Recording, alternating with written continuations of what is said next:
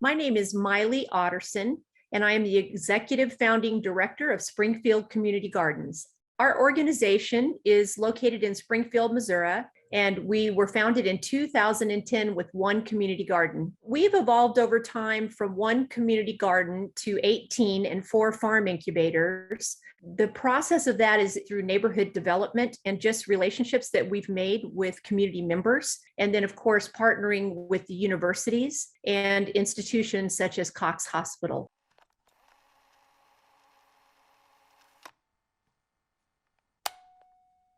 Our first relationship with Cox Health began at their Cox North location. They have quite a bit of green space there, and we asked if we could put a community garden on hospital property. Since then, they have also donated office space to us. And then, of course, we have a location on a 20-acre piece of land across from Cox South Hospital, and that's where our hospital farm is located. And we provide vegetables from all 4 seasons, not only for the hospital, but for the community.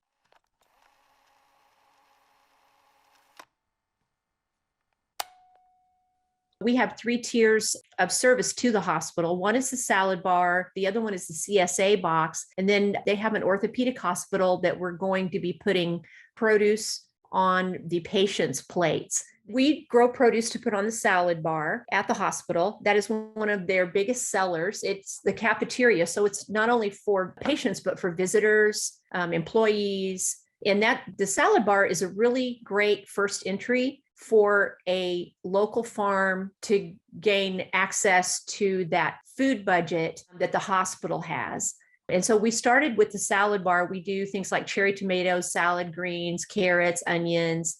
And then also we do value added like a quiche. We have a community kitchen at the Cox North Hospital that we leased from Cox, and we'll make a market garden quiche. And so not only do we have the salad bar, but we'll have quiche in their coolers that they can take to go. A lot of the doctors will grab those to go. And that's been a really popular item. And then we have a CSA, a community supported agriculture produce box for the employees. And we do that 33 weeks out of the year. And we let the employees know ahead of time through MailChimp what will be in their CSA box. We also give them recipes, and then they share with us on Instagram meals that they've created with what is in the food box. In the food box, that consists of, often it'll be garlic, peppers, tomatoes, carrots, of course, salad greens. It just depends on what's in season. Serving the orthopedic hospital, that was the next logical step because it was a small enough requirement, not like the main hospital. They have a room service at the orthopedic hospital. It's an easier entry point. And because of that room service, it allows them to pick, for instance, a salad, right? That can be grown from the hospital farm. Now, we are still in the testing phase of that portion of our work plan. So this will be the first year that we're actually putting the produce on the patient's plates, but that can only happen because the CSA was an overwhelming success, the salad bar, the quiche, overwhelming success, building those relationships. So now with the orthopedic hospital, there are food safety issues that come with serving patients that are different than, say, the salad bar or a CSA, right? And then, of course, all that surrounds us getting GAP certified at the farm.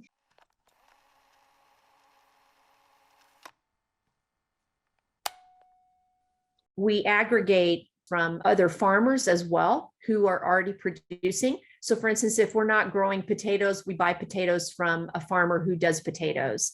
Then we are sharing the bounty, and we're also sharing our portion of the hospital's food budget that they allow for us to buy food with the local farmers.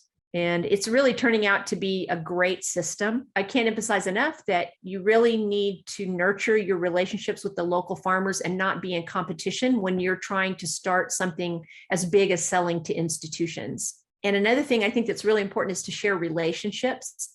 If you know the food buyer, be sure to share that information in a responsible way with the farmers, after you ask the people that you're sharing information with.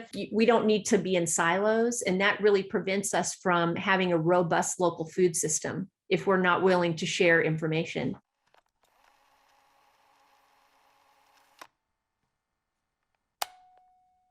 At our hospital farm, we have a full-time farmer and then a full-time assistant farmer and apprentices, as well as an internship program. Let me tell you about our training programs. We have an internship that is 4 weeks long. It does not cost any money, and it is for stakeholders in the community. And that might be a neighbor, it might be the principal of the agriculture school. It might even be the food buyer at Cox Health. We have that program that came out of the need for people to do a shorter program. Then we have an apprentice program, which is a year-long, paid with benefits. And that's a full-time position for applicants who want to just learn to be farmers and they want to have access to those markets. Then the volunteers get so much quality time and they have so many learning opportunities. And then the fourth way, of course, is we have given over 50 workshops in 1 year from educators. So we have a lot of ways to tap into learning about our local food system and becoming a farmer.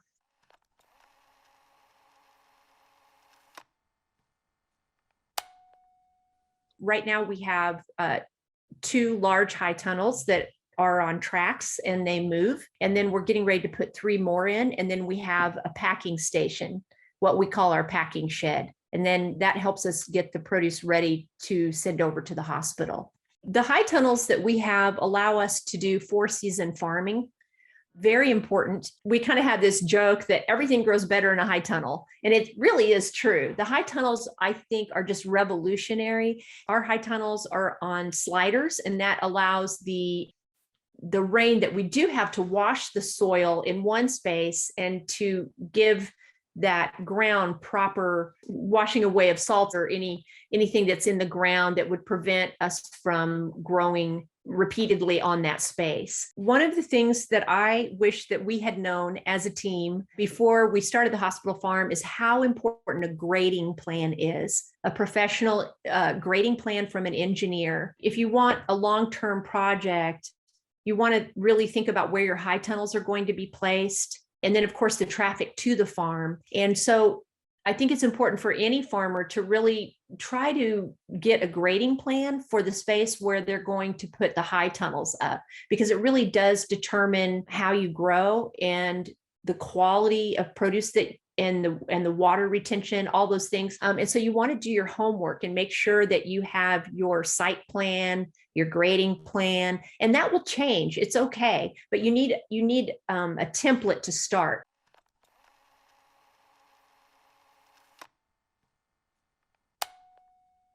We are funded primarily through USDA funding and local foundations, and then also national foundations. We have also received funding from the Missouri Department of Agriculture, specialty crop grants, and food insecurity grants. So we are so thankful to the USDA, the Missouri Department of Agriculture, and other foundations, for instance, the Musgrave Foundation, BKD, Bank of America. If you're on the right track and doing the right thing, there's a lot of funding that can help these nonprofit organizations that want to start a food hub get started.